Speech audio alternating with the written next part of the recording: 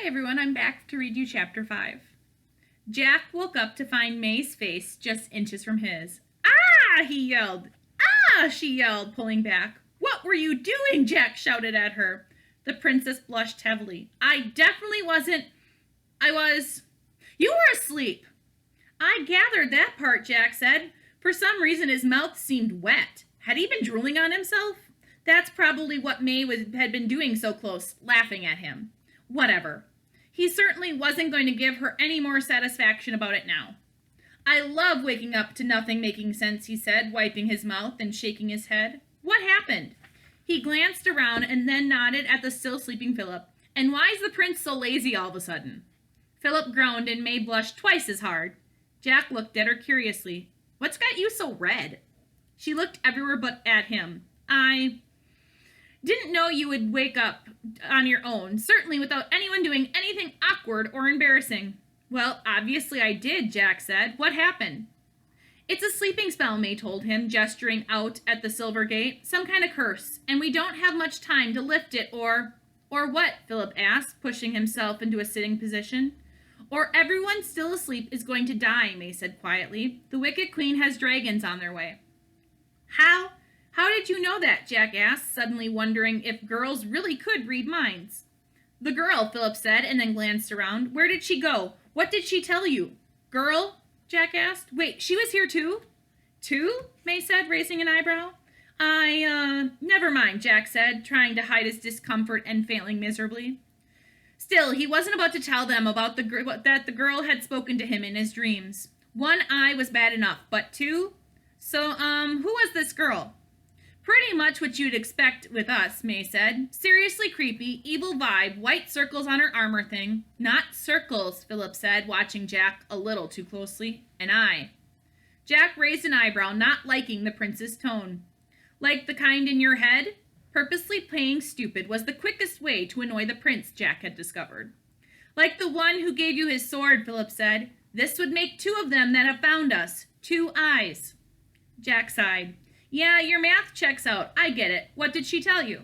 Well, May said, it sounded like she had orders to set off whatever this sleeping spell is.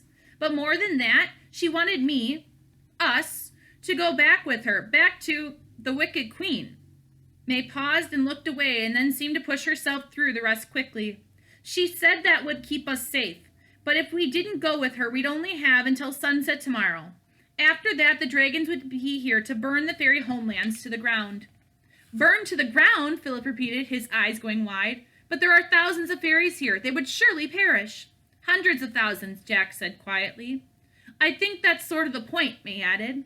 It must be a bluff, the prince continued, but he didn't look too sure. There cannot possibly be any more dragons around. The western kingdoms wiped them out after the Great War. Argue with that with the girl, May said. In the meantime, we have to figure out how to unspell the spell. I don't think that's a word, Jack said. May turned around to glare at him. Really? That's what you're focusing on? I believe the proper term is dispel, Philip said.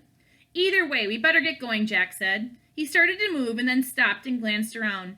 Where are we going again?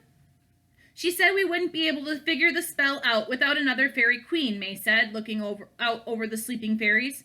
Maybe it's fairy magic.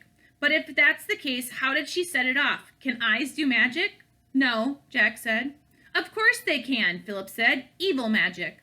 They're not all evil. So they would want you to think, Philip said. Jack glared at the prince. Anyway, Philip's bright, sunny optimism aside, eyes can't do magic. Not like this. Philip snorted. Eyes can take the shapes of animals, turn invisible, change their appearances entirely to look like someone else. That's all just illusion, Jack shouted. If they could wipe out a city full of the most powerful fairies in the world, you think the queen would let them take over half the world with a goblin army? They can't do anything even close to this. Wow, someone's touchy, May said. Getting back to the topic, though. We need a fairy queen, and the girls said that all 11 fairy queens were here. 11, Philip said. I believe there are 12. He cleared his throat and then began to recite, to Jack's horror. Once 13, now just 12, the queens of fairy in secret do dwell. Oh, please, no, Jack interrupted. Don't tell me we've actually had to resort to nursery rhymes.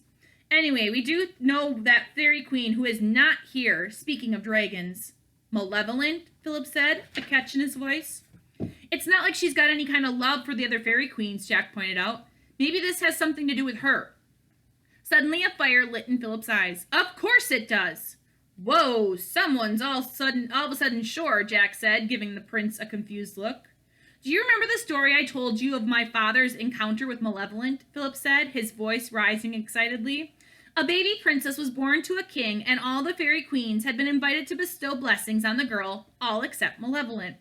She arrived anyway and cursed the baby girl to die when her finger touched a spindle. Only Merryweather was able to modify the curse to put the girl to sleep. Sleeping Beauty, sure, May said, waving her hand for him to continue. Do you mean Sleeping Baby? Jack asked her. The fairy queens took the baby away to keep it safe, Philip continued. Perhaps they brought her here, and somehow the curse was set off by this eye, and the magic was too powerful to be contained to just the princess.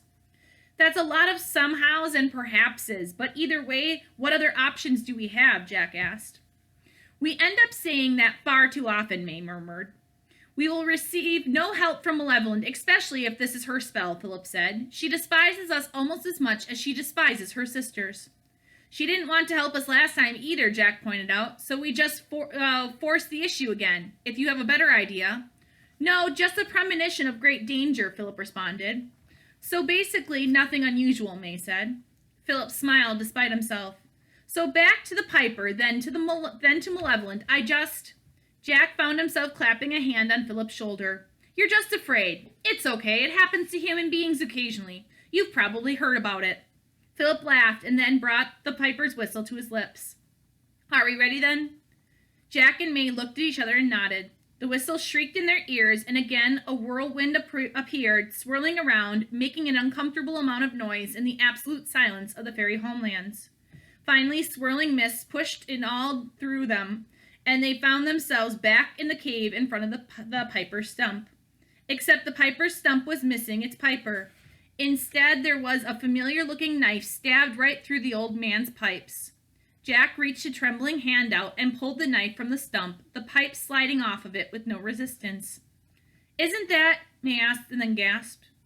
It's my grandfather's knife, Jack said, staring at the weapon. The one we left in the palace of the Snow Queen. He looked back down at the stump where 4 claw marks had gouged 4 lines almost as an afterthought. The Wolf King, Jack said quietly. He found us. I forgot how observant you 3 were, a deep voice growled. May, Jack, and Philip turned around to find the Wolf King in his animal form emerging from the mist, his teeth bared in a horrible smile. Tell me this, children, the wolf said. Do your observational skills extend to counting? How many goblins, trolls, and ogres are behind me? At that, hundreds of monsters stepped out of the thick mist, each of them watching the 3 humans hungrily. I am kicking that girl in the face so hard, May shouted. And that is the end of chapter 5. I'll see you guys for chapter 6. Bye.